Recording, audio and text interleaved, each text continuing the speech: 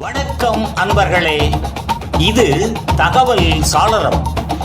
நான் உங்கள் பிச்சை முத்து. தகவல் சாளரம் வழங்கும் போர்களின் பிடியில் பூமியின் மடி. வட கொரியா, தென் கொரியா வரலாற்று போரின் தொடரில் இதோ வருகின்றது இன்றைய காணொளி. புத்தன் வந்த திசையிலே புனித காந்தி மண்ணிலே பிளவில் இருந்து பிறந்த போர், கொரியா எறிந்த பனிப்போர் கதை. ஒரு நாடு, ஒரே மக்கள், ஒரே மொழி, ஆனால் ஒரே ஒரு கோடு அவர்களை என்றைக்கும் பிளந்துவிட்டது, பிரித்துவிட்டது. அந்த கோடு வரைபடத்தில் ஒரு மெல்லிய கோடு, ஆனால் வரலாற்றில் அது ஒரு இரத்த கோடு, ஒரு அமைதியான தீபகற்பம். ஒரு காலத்தில் கொரியா போர் மேடையாக இல்லை, அது விவசாயத்தின் நிலம், கலாச்சாரத்தின் மண், 1000 ஆண்டுகளின் நினைவுகள். ஆனால் 20ஆம் நூற்றாண்டு அந்த அமைதியை நிலைத்திருக்க விடவில்லை. ஜப்பானின் நிழல். 1910ஆம் ஆண்டு கொரியா ஜப்பானின் ஆட்சிக்குள் விழுந்தது. சுதந்திரம் பறிக்கப்பட்டது, அடையாளம் அழிக்கப்பட்டது, மக்கள் மௌனமாக்கப்பட்டனர். 35 ஆண்டுகள் ஒரு தேசம் அடக்குமுறையில் மூச்சு திணறியது. 1945 விடுதலையா? 2ஆம் உலகப் போர் முடிந்தது, ஜப்பான் தோற்றது, கொரியா விடுதலை பெற்றது என்று நினைத்தது. ஆனால் அந்த விடுதலை முழுமையானது அல்ல. வரைபடத்தில் இழுக்கப்பட்ட கோடு. அமெரிக்கா, சோவியத் ஒன்றியம், இரு உலக சக்திகள் கொரியாவை ஒரு மேசையில் வரைபடமாக பார்த்தன. 38வது டிகிரி அட்சரேகை கோடு.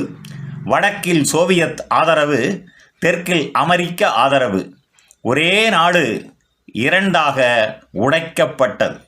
2 கொரியாக்கள், 2 கனவுகள். வடகொரியா கம்யூனிசம், கடுமையான கட்டுப்பாடு, ஒரே தலைமை. தென்கொரியா ஜனநாயகம், மேற்கு உலகின் ஆதரவு, அரசியல் குழப்பம். இது ஒரு உள்ளூர் பிரச்சனை அல்ல, உலக அரசியலின் பிரதிபலிப்பு.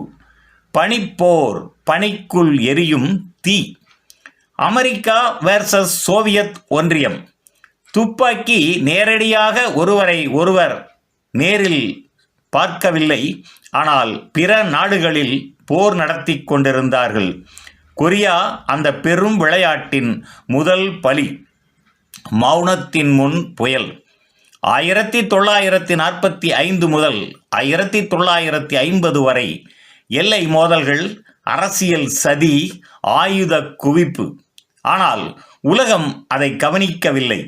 புயல் வருவதற்கு முன் வானம் அமைதியாகத்தான் இருக்கும். 1950 உலகம் அதிரும் ஆண்டு. ஒரு காலை, ஒரு நாள், ஒரே தாக்குதல். கொரியாவை மட்டும் அல்ல, உலகத்தையே போருக்குள் இழுத்தது.